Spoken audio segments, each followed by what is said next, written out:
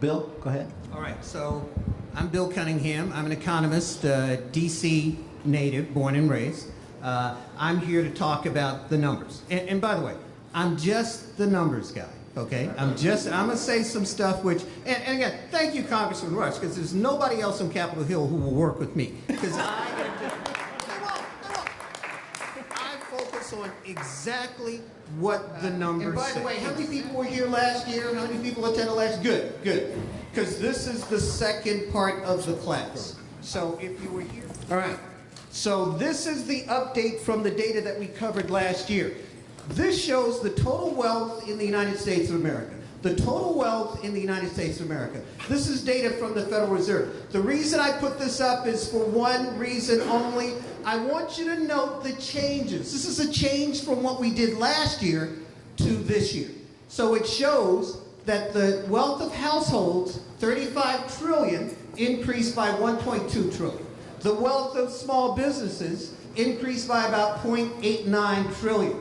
The market value of corporations increased by 3.2 trillion, and the wealth of federal, state, and local governments increased by about 0.796 trillion. So the gains from when we were here last year to today, the gains have all gone to corporations. And that's because of the tax plan, charitably, to call it a plan is charitable, but the tax giveaway that the Trump administration put into place. Now, the issue with this is that we're not opposed to corporations making money at all. But certainly, the distribution is the issue. What happens if this particular distribution continues to run out for 20 or 30 years? All of the money winds up in very few hands. So next slide, please. And again, continuing from last year, this shows the wealth distribution by ethnic groups. So you see that the median white family wealth, 171,000. Asians, median wealth, 64,000. Hispanic, median wealth, 20,000. And black people, median wealth, 17,000. So basically this says, when you hear the stats about how people are talking about how black people have $10 for every $100 of white wealth, this is what they're referring to. This is wrong, by the way. This is wrong. If you take out automobiles, black people have $2 for every $100 of white wealth. Okay? The bulk of this is your auto. They include that as part of your wealth.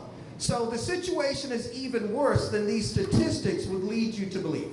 And lastly, on this slide, people always talk about buying power. Oh, we got $2 trillion in buying. We're light by about $1 trillion in buying power. Also, buying power is income, not wealth. Income, not wealth. Every dollar of that $2 trillion is accounted for with respect to black people, and we're missing another dollar. So that's kind of the issue. When they talk about buying power, please ignore them, because it's income, not wealth. Next slide, please. All right, as we said last year, we came up with some ideas, because Kevin is always, and again, this is one of the reasons why the Congressman works with me, Kevin is always pressing me to come up with solutions. He's like, Bill, I know that we only got $2 for every $100, but what do we do about it? So this was our attempt at starting to take a look at some potential solutions. I just want to put them up on the board right now, because basically we are going to update these for 2019. So what we said was finance, stick to credit unions. What we said was on the media side, we need our own media platform. We know Trump has his own media platform, it's called Fox News. So we need one of our own. And also, the legal side. All of the laws that we need to change the current economic situation are in place right now. The problem is that they are not enforced to the extent that they were in the 1960s and 1970s. So re-emphasizing a legal approach is one of the things that I suggest. Next slide, please. All right. So one of the other questions that Kevin tasked me with answering was, why is the wealth gap so persistent? It's so persistent because of your position in this country. White people are going to steal everything from you that they can. They have for 400 frickin' years. What makes you think that they're going to stop now? And what I'm talking about is 1772, Thomas Jefferson mortgaged 150 of his forced workers to a Dutch firm to build Monticello. What that says to me is that Monticello belongs to us. There should be a legal strategy where we go back in and actually take title to Monticello, because, you know, we were basically the people that financed it. And then, of course, 1874, the failure of Freedmen's Bank had detrimental effects on the attitudes of black people with respect to finance. That's where part of the lack of trust concerning regulated financial institutions originated. It was devastating, absolutely devastating, to a population that had just been freed and had scrambled to save up their little pennies and put them in this bank, to have this bank go down. And they never got compensated for them.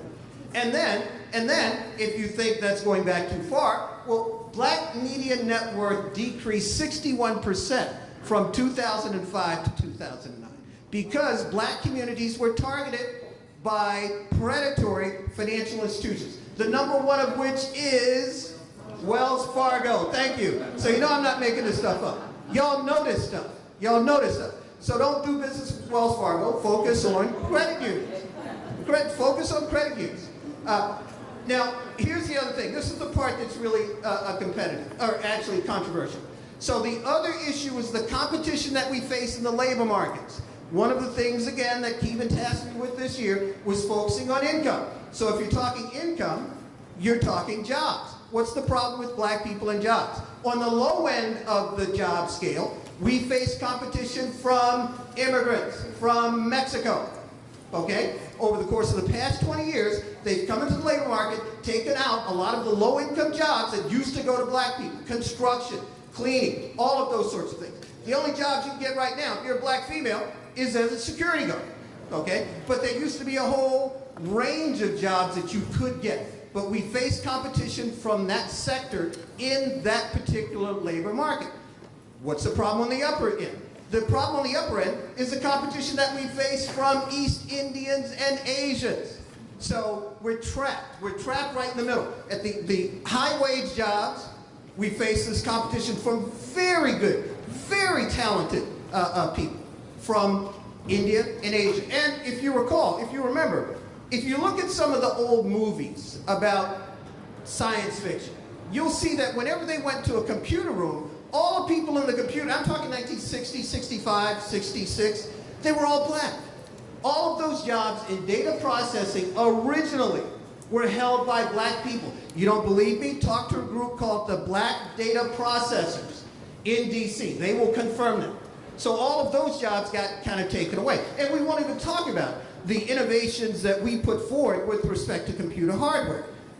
You know, a lot of which were actually black people coming up with stuff, which is very, very hidden. And then again, on the lower end of the market, we face this incredible competition from populations from every country but here. So we're trapped kind of in that middle. That is a policy issue that needs to be addressed. Again, I'm just the numbers guy. I'm not anti-Mexican, I'm not anti-Indian, I'm not anti-immigrant at all. But when I look at the numbers and I say, where's the pressure coming from? It's coming from those two strata. So next slide, please. All right, and then talking about black banks. We estimated in 2011 that there would be 7 black banks by 2028. 2011, we issued a forecast that said that there would be 7 black banks by 2028. We were optimistic. We were optimistic. There are 15 black banks right now, down from 55 in 1994. Now that is no accident. The way that the economy operates, assets are increasingly concentrated in fewer and fewer institutional hands. It's why Wells Fargo is so big. It's why there's an asset management firm called BlackRock that's absolutely huge. I think they have $5.6 trillion.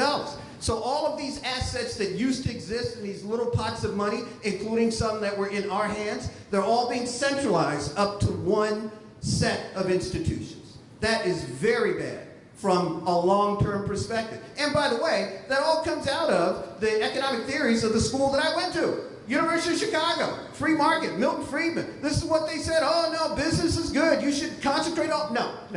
It doesn't work from a social justice perspective, from a long-term social justice economic perspective. They missed that because they weren't even thinking about that. It wasn't a concern to them. All they were concerned about was developing theories that would allow them to maximize what's called shareholder value. And we know, as Bobby Kennedy said, shareholder value measures everything except what makes life worthwhile. I tried to tell them that, didn't work for me, but now people are coming around to that viewpoint. So next slide, please. All right, and the gap in entrepreneurship. This is another controversial part of this presentation. And I hate to say it, a couple of white people here, I don't want y'all going around saying that I said this. The future of black economic development rests in the hands of black women. It always has. It always has. But right now, black women, all right, and the reason why I'm cautious about saying this is because if I wanted to delay or defray or stop black economic development, the group that I would attack are black women. Black women. So here's how my forecasting style works. I just said that. So what you have to do is you have to look for an increase in attacks on which you're going to see, which you already have seen. So this is kind of our forecasting style. This is how we work, okay? We run the numbers, we look at exactly what's going on, we say, look, if the numbers are right, this is what you're going to see. And over the course of a 25-year career, the reason I'm here today is because we've been right. So that's just something to keep in mind, and to develop policies to lessen the damage caused by those attacks when they come, okay? Next slide, please. All right, cultural appropriation. Well, as I said, white people are going to steal everything they can from you. They have for 400 years. This is another part of that. This is another part of it. Stealing every part of your culture so you can't make a dime.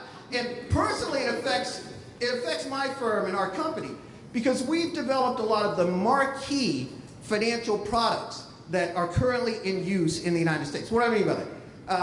Crowdfunding. If you look at our website, you'll see an article from 1993 where we had requested and suggested that banks develop a financial product called a key from the Korean culture. A key is nothing more than a loan pool. We looked around, we said, how are all these Chinese chicken joints showing up in Southeast Washington, D.C.? So we went and talked to people, and they said, well, what we're doing is we're pooling our money. So Joe here gets $10,000. He opens a Chinese joint at Martin Luther King and Good Hope Road. That works. Joe is able to pay that money back in a year. We take his $10,000, we open up one around the corner. And then we take that $10,000. There's a way to formalize that investment strategy. It's called crowdfunding. Now it's called crowdfunding. But we have recommended that. So again, the issue here is with the overarching theory, philosophy of the economy, which is to steal as much as you can from people who cannot defend themselves, and make sure, by the way, that they cannot defend themselves. So that's what's going on, in my opinion, with respect to cultural appropriation. Next slide, please. All right, so mass incarceration. This is one of my favorite slides. Let's walk through this really quickly. I'm going to go right down here. This is the number of actual black prisoners in prison right now. 475,137. This is the average wage rate in the United States of America, $54,000. So if you take this number and multiply it by that number, you get this number, $25 billion in lost wages to the black community on an annual basis by having 475,000 people locked up. Now, let me say this. Of that 475, about half of them should be locked up, okay? Y'all know that. Y'all know because they're crazy. They're crazy as hell. I'm not saying... So I'm not saying that we would get, if you had a completely fair system, that we would get $25 billion a year. I'm not saying that. But we would get somewhere between 0 and 12.5 billion in our community. And that's a deadweight loss. That's a loss of income that you just don't see. And you know what that can do for your community in terms of businesses, houses, spending, everything. So you're losing $25 billion a year basically because people, a significant percentage of your population is incarcerated. Now the other thing I'm going to do is I'm going to take a look at this. Now, this is the percentage of the U.S. population represented by each group. So the whites, 64% of the population, blacks, 13%, Hispanics, 16%. So if you locked up people based on their share in the population, whites would represent 921,000 of the incarcerated population. Blacks would only be 187,000 of the incarcerated population. Hispanics, 230,000. The point here is that our real number, our true number, the number that should be locked up is somewhere between 475,000 and 187,000. I don't know quite where it is in there, but it's not, it definitely, this number is too high. Definitely. Okay? But it should, I'm not saying it should be 0. It's probably somewhere in this area. All right, next slide, please, and then we'll wrap this up real quickly. All right, home ownership, hugely important, key asset.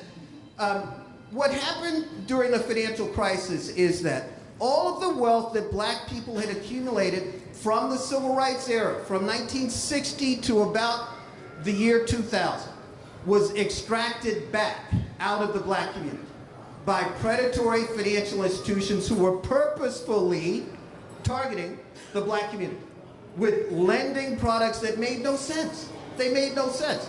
And please don't buy into the right-wing lie that you are responsible for the financial crisis, right? Oh, people were taking out these loans and things. No. The final responsibility for any financing decision rests with the financial institution making that decision. It can't possibly be your fault. So this is part of what was going on, was that that wealth was extracted back. Now, in terms of solutions, we suggest energy-efficient mortgages. We created an anti-predatory lending investment vehicle. The way to get around the financial crisis was as follows.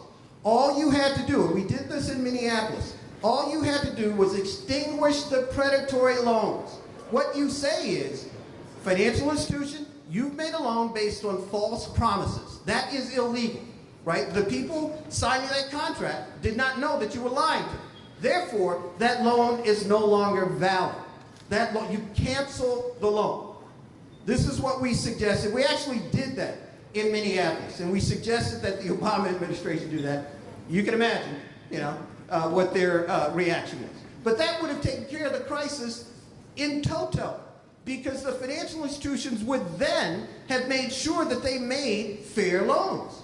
If you say, look, you make a bad loan, it's on you. We're going to cancel it, and we're going to give the money to the people that you made the loan to, because you lied to them. You know, you do that, I guarantee you won't have a problem with predatory lending.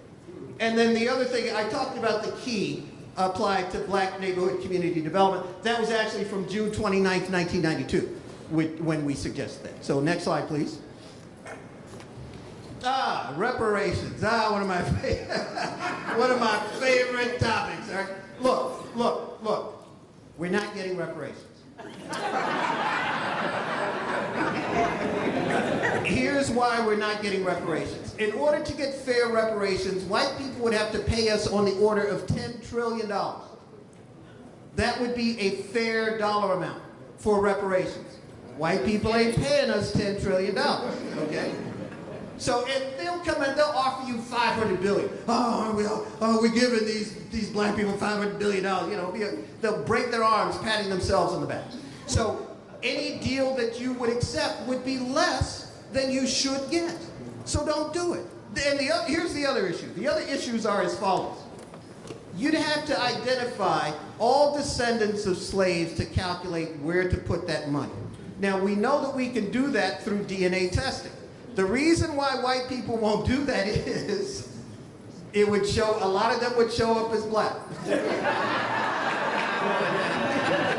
A lot of them would show, oh my goodness, a lot of them would show up as black. So they're not going to do a DNA test on the entire population. And then the other issue is, let's assume that we got $10 trillion. The interference that you would get from low-income whites, you see how they are now. Can you imagine if somebody showed up to the black community with $10 trillion, what poor white people would do? They'd lose their minds, you know? So it doesn't make sense. The dollar amount you're going to get is not going to be fair, you know? You're not going to know how to distribute it, for the most part. And then you have to do the identity test, which can be done and which will be done. I think 50 years from now, I think the country will do a complete DNA testing type of thing, but not for this purpose. So next slide, please. Oh, and finally, increasing the minimum wage. Yes, yes. If there's one policy recommendation that I can make right now that would have a huge impact on the black community right away, it would be increasing the minimum wage. And I don't mean increasing the minimum wage by a little. I mean really jacking that sucker up. Okay? That's the thing that would have the best economic impact for black people. Because we are in those positions if we're in any positions at all. So, I think that about covers it. Thank you very much.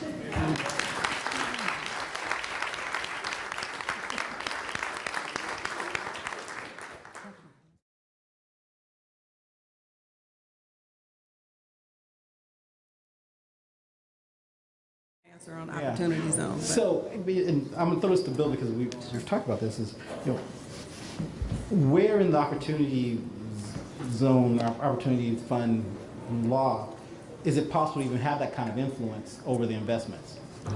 Well, one of the things, again, working with the congressman that you and I have proposed is that so opportunity zones is a tax program, it's a tax scam. From the biggest real estate scammer we've ever seen, Donald J. Trump. What it is if you bought a stock for $100 5 years ago and it goes up to $300, that means your gain is $200.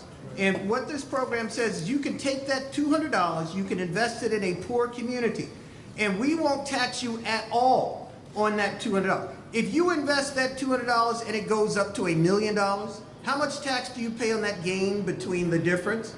None. Zero. So you know that the white boys are all over this, starting with Jared Kushner.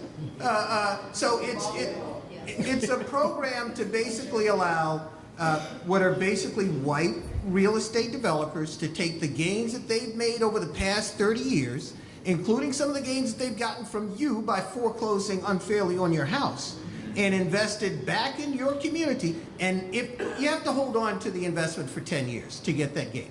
And by the way, you have to have invested by 12/31/2019. The reason I say that is what you're going to see between now and 12/31/2019 in all of your black communities, just don't be surprised by this. You're going to see a boatload of money coming, and you're going to wonder, where's all this money coming from? This is what's going to kind of drive this. And there's no real way. What we've suggested is that tax advantage should be tied to some type of social impact measurement, some type of anti-gentrification kind of tie, so that if you invest that and the neighborhood gentrifies, then you don't get all of that tax benefit, right? That would be the logical thing to do from an economic theory perspective. But the way this was set up was to rush this through. So what's going on right now, I was at a thing with the Republicans, man, it was at the U.S. Chamber of Commerce. It was disgusting, it really was. It was just the craziest thing ever. Because what they're doing is, they're using the black football players who have accumulated capital like Emmitt Smith and Chris Carter to be the front faces for these funds as they come into the black community. So what they're saying is, oh no, we got Emmitt Smith's fund, he's the lead investor, and he will be, and God bless him, he's gonna make a lot of money. But he's gonna be the minority, literally, partner with respect to the money. He's gonna make $1 million, the white guys are gonna make $1 billion, you know? So and driving you out of your community. So that's the issue with that. And we propose that they have some type of rule, regulation, something that measures the social impact. Now, last thing I'll say, and Kevin hates it when I say this, but in terms of an actual thing that the people in this room can do to make money over the long term, I'm going to tell you what to do. Something called Bitcoin. Right? Bitcoin. Yes, buy $100 worth of Bitcoin on a platform called Coinbase. Just $100.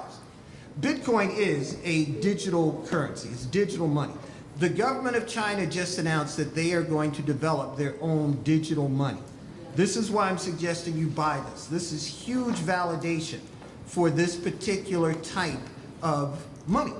And for those of you who are millennials, 30 years from now, this is what you're going to be. You're not going to be using cash or even credit cards. You're going to be using stuff that's on your phone that you're going to, So that's another area that's ripe for our participation that we haven't necessarily gotten into. And again, don't put the mortgage in, $100. Because our forecast is that there's going to be a huge hack at Wells Fargo.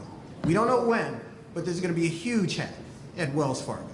And what's going to happen is it's going to drive people to Bitcoin and digital currencies, because they'll say you just can't trust the old system. You just can't trust it. So people are going to, globally, you're going to see people moving into these new areas. Yeah, Manny Pacquiao started his own cryptocurrency too. No. See, this is the thing. Anybody else? Yeah. Ingrid. I won't close This lady here, and then that man over there. Who is it? And then you might can hear me. Can you hear me? I can hear you.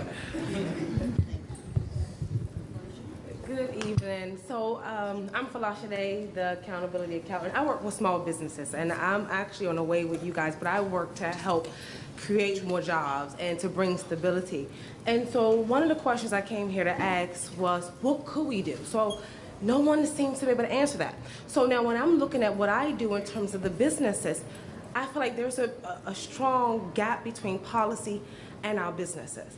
Where do we go to bridge that gap? Are you guys communicating with accountants like myself and giving us the tools and the direction to push our clients into direction to investments or to this investor or to this venture capitalist so they can get off the ground? The biggest struggle I'm seeing is that we're taking the leap of faith to start the businesses, but the access to capital, the business acumen, the resources, the connections, the discipline, the grit, we don't have it. What do we need to do that, and what could I do to better serve our community to be able to do that? Thank you. Now, on that point, I'd recommend that you go. So we did a webinar, the webinar for Black women seeking capital. It was mentioned in Black Enterprise. It's a class on Udemy. One of the things we've noticed is you've got all of these funds that have popped up now that are focused on Black women. So just knowing who they are, number one. Number two, one of the things, in terms of connecting policy, here's actually what I would suggest. If you look at the House Financial Services Committee, 4 of the 6 committees are run by Black people. In the history of the United States Congress, there's never been a committee where 4, and I'm getting there, this is a long-winded, 4 of the, there's never been a committee where that many Black people have been in charge. It's never happened before, and it probably won't happen again. So just reaching out to those committee chair people with a letter, an email, just real quick, and I know that's, again, it's a long way from that level down to the street where you are. I get it, but the fact is that this is kind of an unusual situation. So, and then, did I mention minorityfinance.com? So we have, since 1998, run a website called minorityfinance.com, where we try to provide all of this information that you need for free in an objective kind of way. Thank you. Hello, thank you all for your time and your knowledge. I'm very appreciative to be in the space. My name is Ayanna Ford. My pronouns are she, her, and hers. I'm the executive director at the Future Foundation. I'm also an 8th generation native Washingtonian from Ward 8. So for anyone who's familiar with DC, that is in the term that you use, the bona fide hood. What I'm finding in this space, and I just feel like you are some folks I'd like to hear thoughts on, is that the hood is a term that's kind of looked down on, that there's a lot of performative politics, that there are a lot of conversations of I did this and this is what you should be doing as well. But I live in a community where one grocery store services 125,000 people, and most of it's expired. A lot of people don't have lights. We're just now getting 5G, and we're just getting bike lanes in Ward 8. So being able to actually make these conversations, just the conversation, accessible is difficult for a mom who's a third-generation teen mom and can't fully read. And so to you all, one, I know the role that intergenerational trauma plays in that, because I do trauma-informed work with the young people and families there.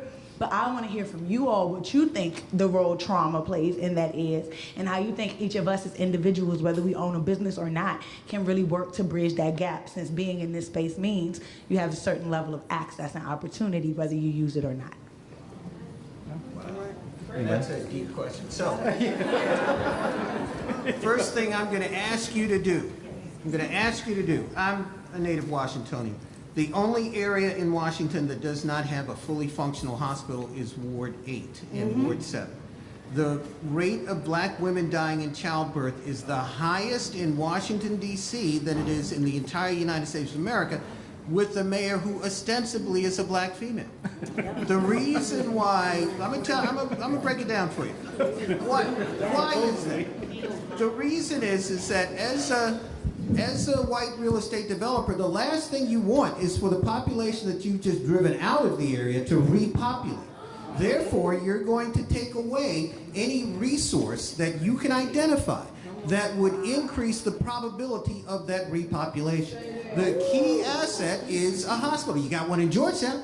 You got Georgetown, you got GW, you got great hospitals, world-class, Johns Hopkins University. But you don't have one in Ward 7 and Ward 8. Why the hell is that? So in terms of physical trauma now, and that also leads to mental trauma. There's no question about it. You know, I would suggest kind of and I've said the same statement in front of the D.C. City Council, which is why they don't invite me back there. But so I would encourage you to really reach out and to hit these guys hard to get that. You need a freaking hospital. And here's the last thing.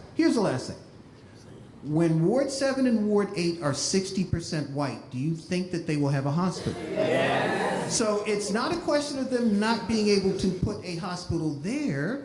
It's a question of timing. So I'm strong in terms of advocating for just a simple thing. They have no hospital. It is the craziest thing. So. Anybody else? All right, thank you all for being here. Hey, my name is Tavares Marks. I'm from Richmond, Virginia. And my question is kind of pretty much straightforward. I'm a 36-year-old, currently PhD student. I have a lot of questions. I have a lot of education, but also have a lot of student loan debt. Right now, I'm about $85,000. Yeah, that's it. But it's still a lot, you know. You know, I recently bought my first home about 4 years ago, so I don't have a lot of equity in my home. I say all this because my family left me about 10 acres of land in a rural part of Virginia. And, you know, the last couple of years, I've gotten the entrepreneurial bug, and I want to be my own boss. I want to own something. And I'm very interested in hemp and cannabis. So I put together a business plan. I approached 3 banks for a $40,000 loan to buy additional 10 acres as well as some farming equipment. Well, first, I never grew up on a farm. I don't know anything about farming, but I have a great idea, and I know that, you know, due to the Farm Bill, reclassifying hemp as booming right now, and I really feel that marijuana within the next 2 years will be legalized in Virginia. I want to be ahead of the curve. I'm having trouble getting that money I need to get that loan. As I said, I've been turned down by 3 banks, saying my debt-to-income ratio is too high. So I'm just trying to figure out, is there any other resources I should be looking into to possibly try to find that funding, and, you know, how anything else you guys suggest for individuals like myself who battle with student loans and having that just dragging down your credit or whatever. Anytime you go ask for money, that's the first thing they bring up, student loans. But I'm like, well, damn it, I get to school, be smart. So I mean, there's an investment. That was an investment, so I'm going to get a return on the investment, but I can't get a return if I can't really do what I want to do. So my question is, anything I should be looking at to possibly get that funding I need?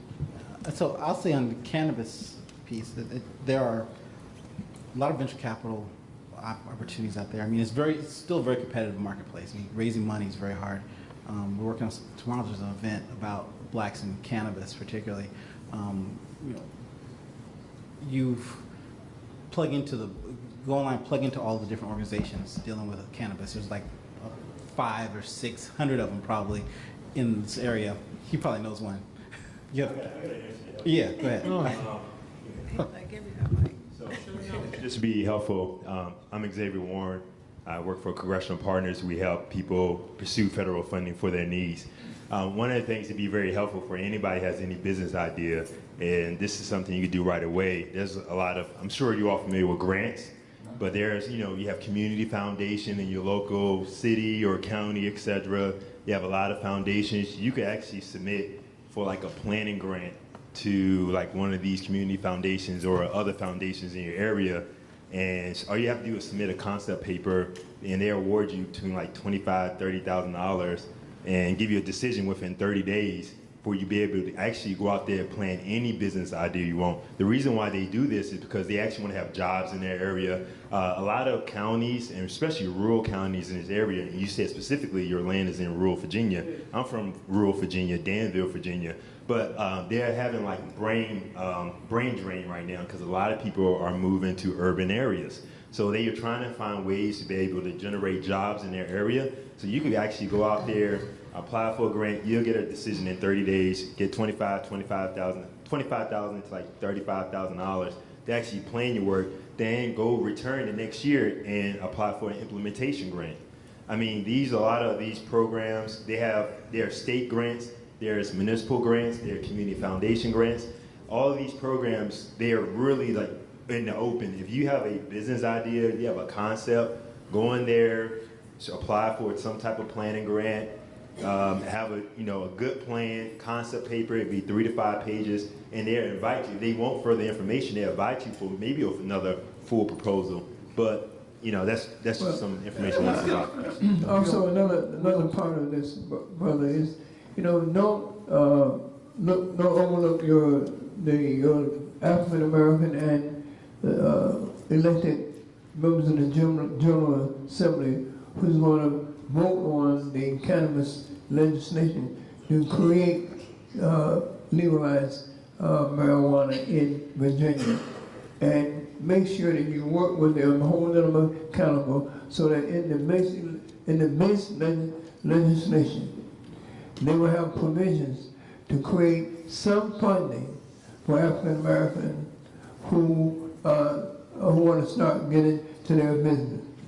All right, they can make the majority owners or the white business people, and they can make them provide dollars to you, all right, to open up a cannabis operation, and that should happen in all of these states where cannabis is being legalized. These African Americans and whites who represent black communities, they should be held accountable to create some aspect of a legislation, to create a fund there to help blacks who want to get into that industry. Gwen Hurt, sir, Gwen Hurt Shoe Crazy Wine. Gwen Hurt Shoe Crazy Wine. Gwen Hurt is an African-American female in Richmond, Virginia, who created her own wine company. They got into Walmart. So she faced exactly the same issue that you faced. And the reason I'm recommending you reach out to her, so go to Shoe Crazy Wine. I don't see you reaching for your phone. ShoeCrazyWine.com and send her a message. The reason is she went through this exercise over the course of the past year, where there's a credit union in Richmond that she talked to. Richmond Heritage? Is it Richmond Heritage? Yeah, but it's not just the credit union. I'm just starting there. There's also a black church that makes investments in black businesses in Richmond. You probably know a lot of these people. So all I'm suggesting is that you compare notes with Gwen Hurt, because she went through this exact same thing. Got a contract for 600 Walmart stores for her wine, could not get a loan from any white bank. With that contract, walked in with a frickin' contract for Walmart. No, we're sorry. We get you. You're going to face the same thing. So, but she was able to work it out. But she did a lot of the legwork. She looked at all of these sources. So rather than reinventing the wheel, just go talk to Gwen Hurt. Great, and hi, my name is Carrie Davis, and I'm with Wealth Watchers. And specifically, I want to respond to this gentleman because that was going to be a question that I have. So as you have your phone back out, I want you to put in RMAP, that's Rural Micro Entrepreneur Assistance Program, RMAP. And that's a program through USDA which provides loans for micro entrepreneurs in rural areas where they can be a lot more flexible in terms of working with you, in terms of your debt, etc. I know because I'm an RMAP lender in Jacksonville, Florida. And one of the things that we did is we started working in rural areas for just this reason alone. Because a lot of the work that we're talking about now, a lot of the barriers as it relates to home ownership, businesses, all of us are somewhere near a rural area. And in rural areas, a lot of these barriers are taken away because there are entry points into rural areas. As the gentleman said, they're begging people to come back to rural areas.